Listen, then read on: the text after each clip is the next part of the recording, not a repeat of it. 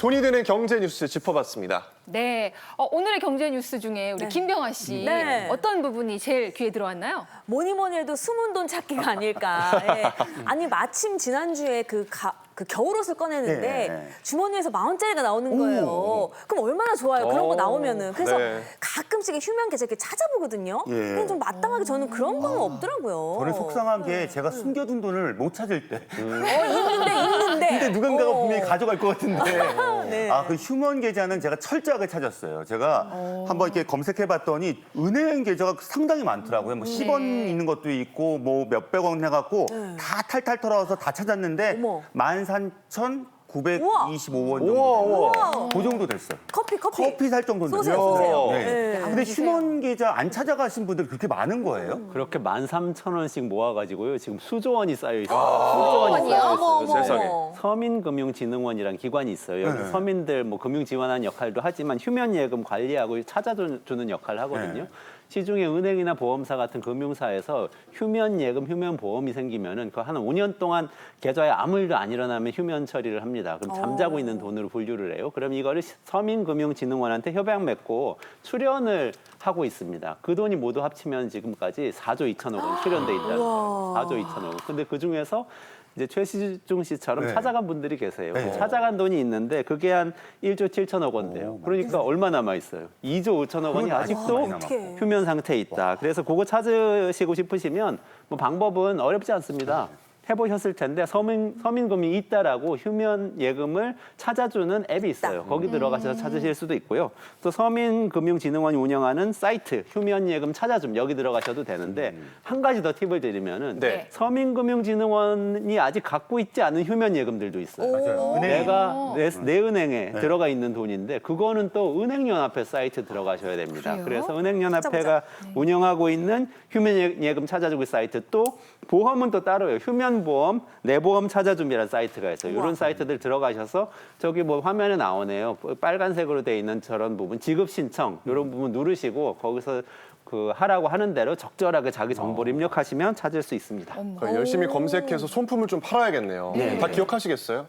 금융 들어갔고 네. 은행 들어갔고 은행 보험 들어갔고 보험 들어갔고. 찾으시겠네. 꼭 찾으려고요. 찾으셔서 커피 좀 쏘세요. 알겠어요. 감사합니다. 근데 이게 숨겨진 돈이 휴면 예금만 있는 게 아니라 통신요금 미환급금이 무려 지난해 30억 3천만 원 쌓여 있대요. 그것도 30억이요? 네, 이거는 왜 그런 거예요, 대체? 그러니까 네 가지 이유를 좀 들 수 있습니다. 이게 첫 번째로 본다 그러면 요금 정산 과정에서 일어나게 되는데 우리가 보통 통신사를 쓰게 되잖아요. 근데 통신사를 바꾸거나 해지하는 경우가 있습니다. 네. 그럼 사실상 내가 요금 할인받고 있는 부분들이 있었을 거예요. 근데 내가 중간에 해지하다 보니까 요금 할인을 못 받던 부분이 있습니다. 이런 부분이 사실상 좀 남아있는 경우가 있거든요. 이것도 돌려받을 수 있고요. 두 번째는 이중 납부죠.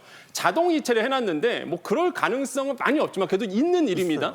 자동 이체가 한 번 더 나가는 거예요. 황당하게도. 어머나. 그러니까 이중 납부가 되는 경우도 있습니다. 이것도 좀 주의하셔야 되겠고 세 번째로는 선납금 미수령 사태가 좀 일어날 수 있거든요. 요거는 이제 네 번째 이유랑 좀 비슷한데 할부 보증 보험료라는 게 있습니다. 여러분 그 단말기 사면 비싸잖아요. 네. 그럼 보통 이제 할부를 많이 하십니다. 네. 근데 많은 분들이 몰라요. 그게 할부인지를. 근데 거기에 보면 이제 내가 만약에 할부를 못 갚잖아요. 그러면 이제는 보험회사에서 보증 보험을 들어요. 이걸 내가 못 갚으면은 보험으로 처리하려고. 이게 보증료가 들어가는데 근데 사실상 내가 이제는 그 단말기 할부금을 나는 이거 할부금 필요 없어. 다 갚을 수도 있고요. 네네네. 끝날 수도 있잖아요. 네. 그러면 사실 그 보증료가 남아있는 거를 돌려받아야 되는데 보증료 내가 그걸 못 돌려받는 근데 거예요. 왜 안 줘요? 왜 줘야지. 그러니까요. 알아서. 이게 남아있다 보니까 내가 그거를 확인을 못하면 알아요. 못 돌려받아요. 그래서 이렇게 한 네 가지 정도로 인해서 사실상 이제 미환급금이 또 남아있을 가능성이 있다라는 거 꼭 보셔야 되겠습니다. 네.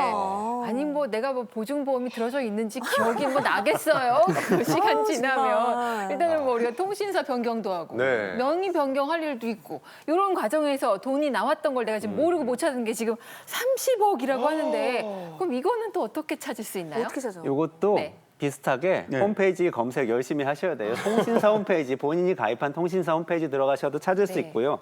그리고 스마트 초이스라는 통신 요금 관련된 포털이 있습니다. 거기 들어가시면은 통신 미환급액 조회라는 그런 메뉴가 있으니까 클릭하시고 찾아보시면 되고요. 저는 한 가지 팁을 더 드리고 싶은데요.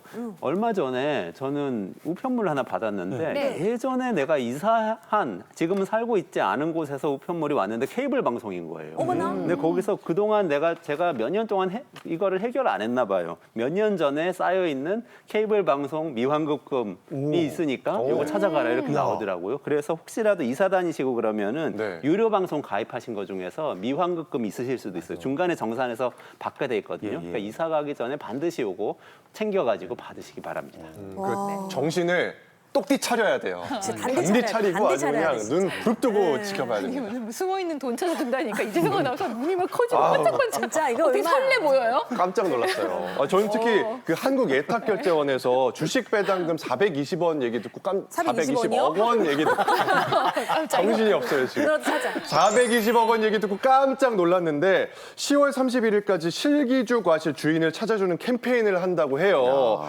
이래서 저 같은 사람이 이게 경제와 멀어지는 거예요. 아, 무슨 왜요? 말이야? 대체 실기주 과실이 뭐냐고요. 뭐 실기주가 말을 좀 과실을 풀어서 좀 설명해 주세요. 이게 뭐예요? 저질렀나? 네, 예, 좀 뭘까? 이제 설명을 해드리겠습니다.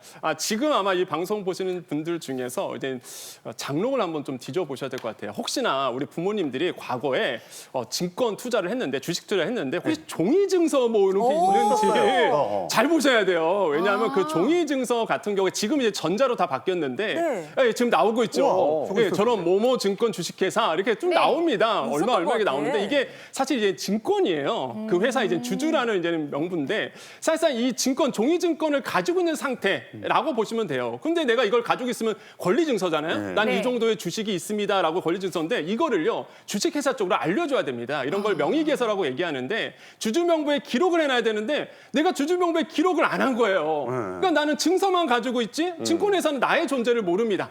그래서 명의개설을 안 했기 때문에 그래요. 그러면 이런 거를 우리가 실기주라고 보통 이제 얘기를 하게 되는 거고요. 한자어입니다. 잃어버릴 실자에 그다음에 기약할 기자예요. 내가 받아야 되는데 내가 기약할 증권이 있는데 이걸 잃어버리는 거죠. 그래서 명의를 사실상 주주 명부에 기록하지 않은 증권 이거를 실기주라고 얘기하고 그럼 과실은 뭐냐? 이 열매예요, 열매. 우리가 보통 이제는 과실이라고 보통 얘기하잖아요. 그래서 이제 내가 만약에서 이런 종이증권을 가지고 있으면은 배당금이라는 걸 받아야 되거든요. 사실 내가 주주면은.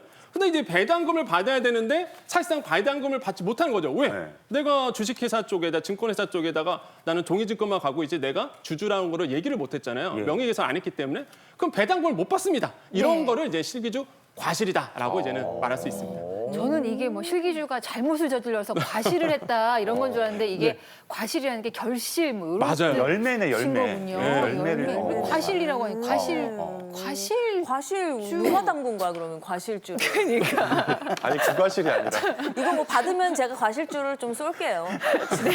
아무튼 오늘 우리가 좀 새로운 단어를 잘 배웠습니다. 실기주, 과실. 그리고 선생님 제가 좀 더 쉽게 이제 설명을 해드린다 아니, 그러면 네. 아까 제가 이제는 종이증권, 뭐 실물증권 이렇게 좀 말씀을 드렸잖아요. 근데 사실 지금 이제 전자증권으로 다 바뀐 상태입니다. 이게 언제 바뀌었냐 그러면 2016년 3월에 사실상 이제 전자증권 제도를 이제 우리나라가 공포를 했고요. 이게 19년부터 지금 적용이 되고 있는 상태거든요. 근데 이거를 아직도 내가 실물증권으로 가지고 있는 분들이 계세요. 그래서 제가 말씀드린 거예요. 네. 장롱에 우리 부모님들이 혹시나 이제 주식 투자를 하셨는데 장롱에 저런 증권이 있을 수도 있어요, 진짜. 저희 부모님들은 저 증권을 가지고 하셨거든요. 네. 그러니까 만약에 그 증권 같은 게 보인다 그러면 빨리 한국예탁결제원이라든지 아니면 증권회사에 가셔서 명의개설을 빨리 하셔야 됩니다. 그러면은 내가 몰랐던 돈을 받을 수 있는 거죠. 그렇기 때문에 그러네요. 이런 거를 꼭 주의를 하셔야 되겠다라고 말씀을 드리겠습니다.